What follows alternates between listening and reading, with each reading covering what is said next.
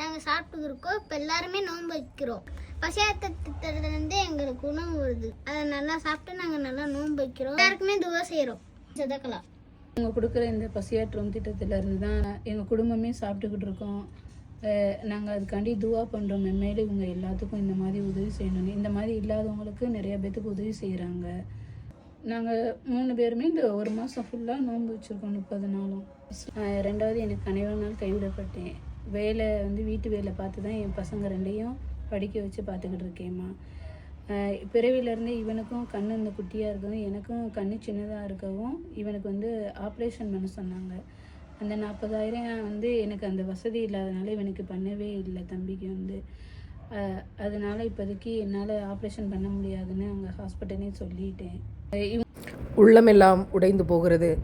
ஒரு 40,000 இருந்திருந்தால் இந்த பிள்ளையினுடைய கண் ஆப்ரேஷன் நடந்திருக்கும் என்ற வார்த்தையை கேட்கிற போது எத்தனை வறுமையோடு இந்த தாய் தன்னந்தனியாக போராடுகிறாள். இந்த குழந்தைக்கான கண் ஆப்ரேஷனுக்கான 40,000 50,000 ரூபாய் செலவுக்காக பொறுப்பெடுப்போம். இந்த தாய் தன்னந்தனியாக நின்று இந்த பிள்ளைகளை கூலி வேலை செய்து வீட்டு வேலை செய்து வாழ வைத்து கொண்டிருக்கிறார்கள். இவங்களுக்கு மாத உணவும் அதே சமயத்தில் படிப்பு செலவும் மாதம் பொறுப்பெடுக்க யாராவது முன் வரணும். ஒரே அறைதான், அது மட்டும்தான் வீடு, சொல்லிக்கிறதுக்கு யாரும் இல்லை, எதுவும் இல்லை. நாம் இருக்கிறோம் என்று இவர்களுக்கு உறக்கச் சொல்லுவோம்.